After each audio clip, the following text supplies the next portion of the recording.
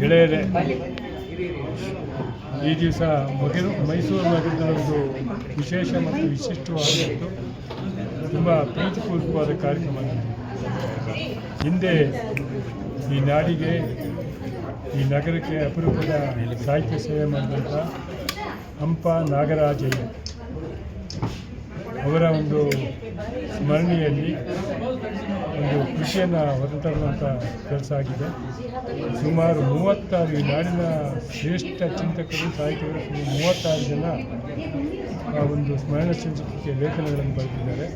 ವೈವಿಧ್ಯಮಯವಾದಂಥ ಲೇಖನಗಳು, ಮನೆಯಲ್ಲಿ ಇರಬಹುದಾದಂಥ ಸ್ಮರಣ ಸಂಚಿಕೆ ಅಪರೂಪ ಕೃತಿಯನ್ನು ಬಿಡುಗಡೆ ಮಾಡುವ ಪುಣ್ಯ ನನ್ನ ಪಾಲಿಗೆ ಬಿಡುಗಡೆ ಬಹುಶಃ ಪಂಪ ನಾಗರಾಜಯ್ಯ, ಪಂಡಿತ್ ನಾಗರಾಜಯ್ಯನವರು ವಿಶಿಷ್ಟವಾದ ವ್ಯಕ್ತಿ. ಅವರಿಗೆ ಅನೇಕ ಪದವಿಗಳು ಆರಿಸಿಕೊಂಡು ಬಂದರೂ ಯಾವುದೇ ಪದವಿಗೆ ನಾನು ಸ್ವೀಕಾರ ಮಾಡುವುದಿಲ್ಲ, ನಾನು ಅರ್ಹ, ನನ್ನ ಸಾಧನೆ ಸಿದ್ಧಿಗಳು ಇನ್ನೂ ತುಂಬ ಇದ್ದಾವೆ ಅಂತೇಳಿ ಎಲ್ಲ ಪದವಿಗಳೆಲ್ಲ ತಿರಸ್ಕಾರ ಮಾಡ್ತಾರೆ. ಬಹಳ ಮುಖ್ಯವಾಗಿ ಶರಣಬೆಳಗೊಳದ ಗುರೂಜಿಯವರು, ಅಲ್ಲಿ ದಿಗಂಬರ ಜೈನ ಸಮಾಜದ ಶ್ರೇಷ್ಠ ಚಿಂತಕರು, ಅವರಿಗೆ ಒಂದೇ ವರ್ಷದಲ್ಲಿ 2006ರಲ್ಲಿ ಜನವರಿ 17ನೇ ತಾರೀಕಿಗೆ ಒಂದು ಪ್ರಶಸ್ತಿಯನ್ನು ಕೊಟ್ಟು ಫೆಬ್ರವರಿ 20ಕ್ಕೆ ಇನ್ನೊಂದು ಪ್ರಶಸ್ತಿಯನ್ನು ಕೊಟ್ಟರು. ಅದು ನಿಮ್ಮಂಥ ಪತ್ರಕರ್ತರು ಏನು ಒಂದೇ ತಿಂಗಳಲ್ಲಿ 2 ತಿಂಗಳಲ್ಲಿ 2 ಪ್ರಶಸ್ತಿಯಿಂದ ರಾಷ್ಟ್ರಮಟ್ಟದ ಪ್ರಶಸ್ತಿಯನ್ನು ಕೊಡ್ತಿರಲಿಲ್ಲ ಅಂತ ಹೇಳಿದರೆ ಅವರು ಯಾವುದೇ ಪ್ರಶಸ್ತಿಯನ್ನು ಸ್ವೀಕಾರ ಮಾಡುವವರಲ್ಲ. ಹಾಗಾಗಿ ನಾವಿವ ಕಾಲದಲ್ಲೇ ಅವರಿಗೊಂದು ಕೃತಜ್ಞತೆಯನ್ನು ಹೇಳಿ ನಮ್ಮ ಋಣವನ್ನು ತೀರಿಸುವ ಕೆಲಸವನ್ನು ಮಾಡಬೇಕು ಅಂತೇಳಿ ಗುರೂಜಿಯವರು ಚಾವುಂಡರಾಯ ಪ್ರಶಸ್ತಿ ಮತ್ತು ಅಲ್ಲಿ ಏನು ಶತಮಾನಕ್ಕೆ ಒಂದು ಸಮಾರಂಭ ನಡೆಯಿತು, ಆ ಪ್ರಶಸ್ತಿಯನ್ನು ಕೊಡಮಾಡುವಂಥ ಕೆಲಸವನ್ನು ಮಾಡಿದರು. ಸುಮಾರು 50ಕ್ಕೂ ಹೆಚ್ಚು ಸಂಶೋಧನಾತ್ಮಕ ಗ್ರಂಥಗಳನ್ನು ಈ ನಾಡಿಗೆ ಅರ್ಪಿಸುವಂಥ ಕೆಲಸ ಮಾಡಿದ್ದಾರೆ. ಸುಮಾರು 100 ಪ್ರಬಂಧಗಳನ್ನು ಡಾಕ್ಟರೇಟ್ ಪ್ರಶಸ್ತಿ ಸ್ವೀಕಾರ ಮಾಡುವಂಥ ಪ್ರಬಂಧಗಳನ್ನು ಮಾಡಿದ್ದಾರೆ. ಸಾವಿರಾರು ಲೇಖನಗಳನ್ನು ಈ ನಾಡಿಗೆ ಕೊಡಮಾಡುವಂಥ ಕೆಲಸವನ್ನು ಮಾಡಿದ್ದಾರೆ ಪಂಪ ನಾಗರಾಜಯ್ಯನವರು. ಅವರ ಸ್ಮರಣೆ ನಾವೆಲ್ಲ ಮಾಡಬೇಕಾಗಿತ್ತು. ಅವರ ಜೀವಂತ ಕಾಲದಲ್ಲಿ ಅದು ಮಾಡಲಿಕ್ಕಾಗಲ್ಲ. ಅವರ ಸುಪುತ್ರ ಈ ಕಡೆ ಬಂದು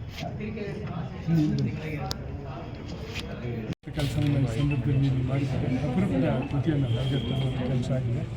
ಈ ಸಮಾರಂಭದ ಅಧ್ಯಕ್ಷತೆಯನ್ನು ಮಾಡಿಕೊಂಡಂಥ ಅಪರೂಪದ CPK ಅವರು ವಹಿಸಿದ್ರು. ಈ ಕೃತಿಯನ್ನು ಕುರಿತು ಹಿರಿಯ ಚಿಂತಕರು, ಸಾಹಿತಿಗಳು, ದೈವಿ ಸಮೂರ್ತರಾದಂಥ ನಮ್ಮ ಅನಂತರಾಮ ಅವರು ವಹಿಸಿದ್ರು. ಹಾಗೆ ರಾಜೀವ್ ಚಂದ್ರಶೇಖರ್ ಅವರು,